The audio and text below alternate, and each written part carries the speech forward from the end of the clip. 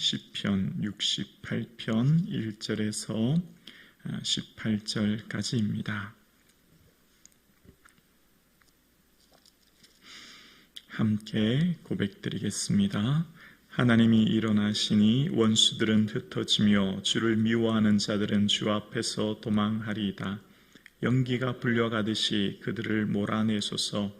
불 앞에서 미리 녹음같이 악인이 하나님 앞에서 망하게 하소서.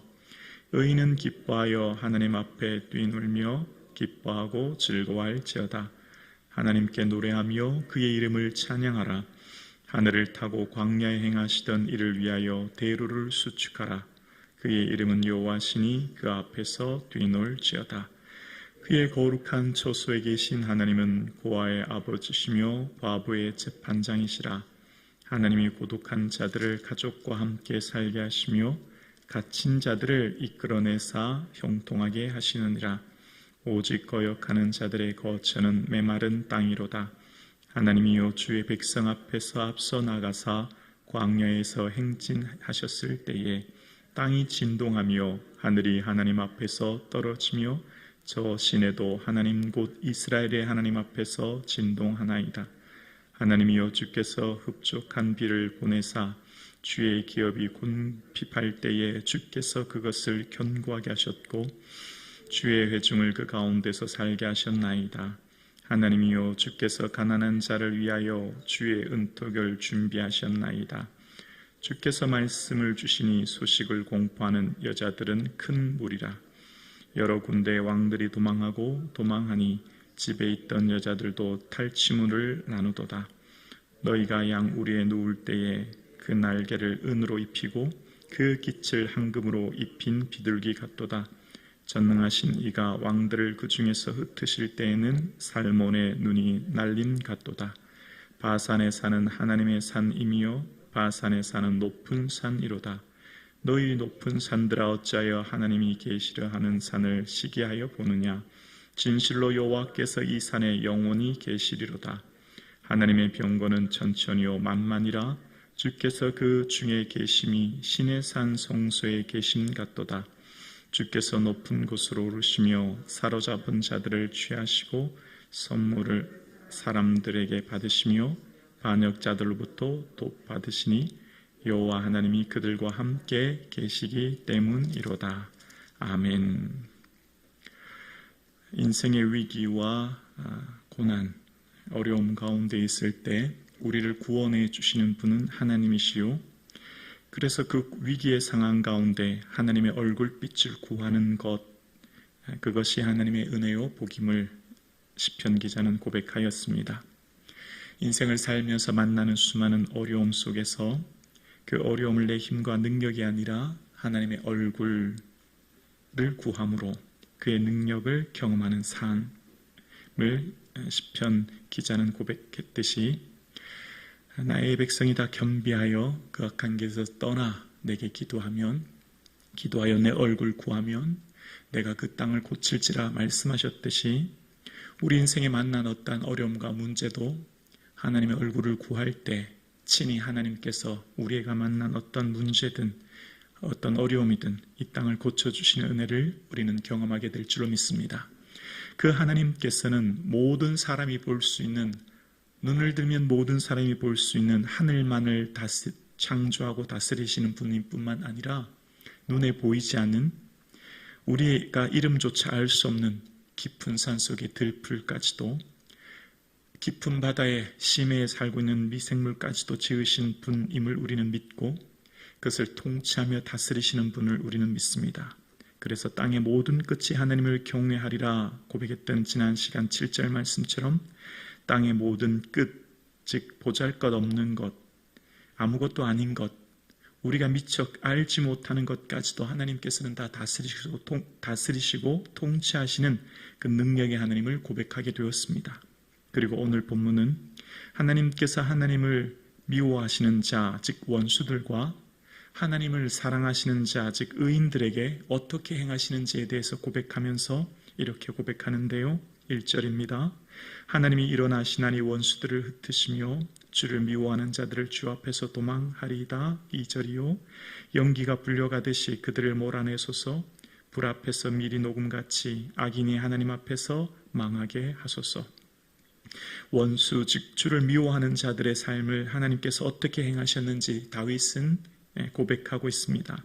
연기가 바람에 밀려가듯 불 앞에 초가 녹듯이 하나님께서는 흔적도 없이 사라지게 하시는 하나님, 전능하신 하나님을 그는 기억하였고, 그래서 하나님께 의지하는, 하나님을 신뢰하는 그 의인은 하나님 앞에서 기뻐 뛰놀며 즐거워하는 은혜를 경험하였다라고 이야기합니다. 그러면서 오늘 시편에서는 특히 다윗의 경험했던 삶 가운데 하나님은 어떤 분인지에 대한 간증이라고 할까요? 그의 삶 가운데 친히 하나님이 행하셨던 일들을 고백하는 내용이 5절과 6절에 나와 있는데요. 5절과 6절입니다. 그의 거룩한 처소에 계신 하나님은 고아의 아버지시며 과부의 재판장이시라. 하나님이 고독한 자들을 가족과 함께 살게 하시며 갇힌 자들을 이끌어내사 형통하게 하시느니라. 오직 거역하는 자들의 거처는 메마른 땅이로다. 다윗의 간증이 나오는데요. 다윗의 삶 가운데 행하셨던 하나님이 어떤 하나님인지를 대한 고백입니다. 시편의 특징은 우리의 앞서간 믿음의 선배들이 인생 중에 경험했던 수많은 어려움들 또 하나님의 은혜를 경험하면서 기록하지 않습니까? 특히 사람이 겪을 수 있는 희노애락의 모든 감정과 어려움을 경험했고 그것을 기록합니다. 다윗이 만난 하나님은 어떤 하나님이었냐면 고아의 아버지요 고독한 자들을 가족과 함께 살게 하시는 분이었습니다. 여러분, 다윗의 생애를 보면 다윗이 어렸을 때 우리로 말하면 청소년기 시기죠. 아버지의 심부름 따라 전쟁터에 나갔다가 전쟁에 참여하게 되고 그 전쟁터에 나갔을 때도 그 평소 가족들, 형들이 그를 어떻게 대했는지를 알 수 있는 대목에 보면 내 양들을 어떻게 하고 여기 왔느냐? 내가 이 전쟁을 구경하러 왔도다 라고 하는 큰형 엘리압의 핀잔을 들으면서 도착했던 다윗의 삶을 봅니다. 그리고 다윗은 전쟁에서 승리하였지만 군대 장관이 된 이후로 사울왕의 시기를 받아 광야의 시간을 보내야 했습니다. 아시는 것처럼 그의 아버지 부모님들은 모압 왕에게도 망명을 보내야 했고 그는 광야의 시간을 보내야 했습니다. 광야의 시간 동안 그는 마치 고아처럼 고독한 시간을 보내야 했고 그의 삶 가운데 그의 마음을 진정으로 알아주는 사람이 극히 드물었다는 걸 알게 돼요. 왜냐하면 이후에 사무엘 하에 가면 이제 다윗이 왕이 되어서 언약궤를 시온산으로 가져갈 때 다윗이 기뻐서 춤을 추지 않습니까? 그런데 미갈이 뭐라고 하지요? 이스라엘 왕이 염치 없이 여인들을 계집들 앞에서 몸을 보였더라고 비난하지 않습니까? 그 이후에 미갈에게는 자식이 없었다는 말을 통해 아마 다윗은 미갈과 깊은 관계를 갖지 않았던 것을 봅니다. 다윗은 부모님과도 또 아내에게도 그에게는 정말 마음 둘 곳 없는 외롭고 고독한 인생이었음을 생각해 봐요. 유일하게 다윗이 이렇게 의지하고 사랑했던 대상을 우리는 깨닫게 됩니다. 바로 요나단이었습니다. 요나단에게는 그런 얘기를 합니다. 내 형 요나단은 여인의 사랑보다 더하도다. 요나단에게는 특별한 어떤 마음을 두게 되고 깊은 사랑의 관계를 나누게 되는데 아쉽지만 요나단은 얼마 후 길보아 전투에서 전사하지 않습니까?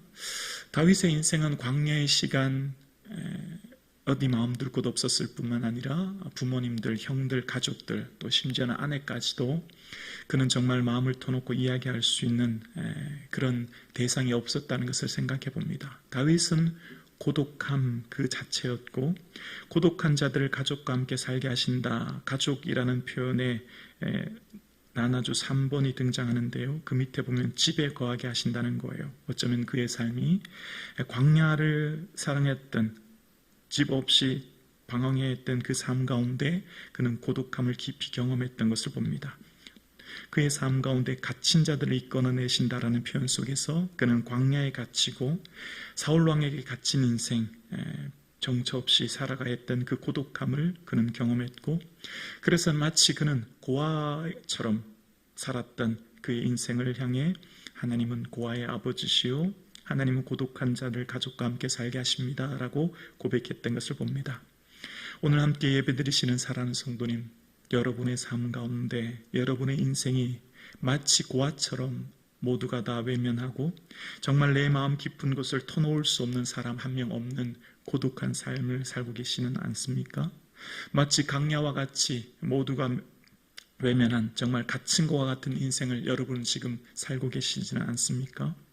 다윗이 경험했던 그 하나님, 고독한 자들을 가족과 함께 살게 하시는 고아의 아버지, 과부의 재판장이 하나님인 것을 다윗은 경험하게 되었고, 그 하나님 앞에 오늘 시편은 기록합니다. 기뻐하며 뛰놀며 즐거워하라. 하나님 앞에서 고백하는 고백입니다.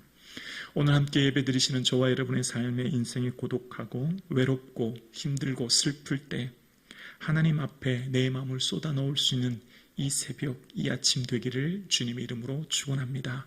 아무도 내 마음 알지 못해요. 아무도 내 아픔, 슬픔, 고독, 눈물을 알지 못하지만 하나님만은 내 깊은 곳에 모든 형편과 처지를 아시는 하나님은 내 마음 아시니 그 하나님 앞에 내 마음을 쏟아넣을 수 있기를 주의 이름으로 축원합니다. 고독한 인생 가운데 다윗이 경험했던 하나님은 내 삶 가운데 앞서가시는 하나님이었어요. 내가 지난 삶을 되돌아보니 정말 가족들, 또 사울의 공격, 또 내 의지할 것 없는 이 인생살이 가운데 돌아보니 하나님이 다 앞서 행하셨다는 것을 그는 기억해요. 우연이 없었구나. 내 삶 가운데 하나님 다 이끄셨구나 라고 하는 것을 깨닫게 되는데요. 그 다음 구절이에요. 7절입니다. 하나님이여 주의 백성 앞에서 앞서 나가사 광야에서 행진하셨을 때에 땅이 진동하며 하늘이 하나님 앞에서 떨어지며 저 신의 산도 하나님 곧 이스라엘 하나님 앞에서 진동하였나이다. 7절에 하나님을 어떻게 고백하죠? 앞서 나가시는 분. 하나님은 언제나 앞서 가시는 분이었어요. 하나님은 이스라엘 삶 가운데 언제나 먼저 앞서 예비하시는 분이었죠. 하나님께서 이스라엘 백성들을 애굽에서 이끌어내신 후에 제일 먼저 하신 것이 이제 광야에서 장막을 만드는 일이었잖아요. 거의 장막을 만든 후에 민수기에 보면 2년 2월 초하루 이제 광야를 출발합니다. 광야를 출발할 때 이런 표현이 나와요. 언약궤가 그들 앞서 3일 길을 앞서 행진하여 장막질 곳을 찾았고 라는 표현이 나옵니다. 언약궤가 그들을 3일 먼저 앞서가서 장막질 곳을 찾았다는 거예요. 그리고 모세는 이후에 신명기를 통해 하나님에 대한 고백을 할 때 하나님이 앞서 나를 위해 가셨다라는 표현을 합니다. 하나님은 언제나 앞서 준비하고 예비하셨던 분이었고 하나님은 이스라엘의 모든 필요를 채우시는 분이었음을 이스라엘 백성들은 경험했고 다윗의 삶 또한 마찬가지였습니다. 하나님께서 내 인생의 모든 일을 앞서 가시는 분이었고 하나님께서는 예비하시는 분으로 다윗은 고백하는 것을 봅니다. 오늘 함께 예배드리신 저와 여러분의 삶 가운데 고독한 인생, 슬픔 많은 인생, 외로운 인생 가운데 어느 누구 하나 내 마음 알아주지 못해도 하나님께서 앞서가시고 하나님께서 예배해 주시고 하나님 함께 하시니 그 하나님 앞에 내 마음을 쏟아놓을 수 있는 이 아침 되기를 주님의 이름으로 축원합니다. 기도드리겠습니다.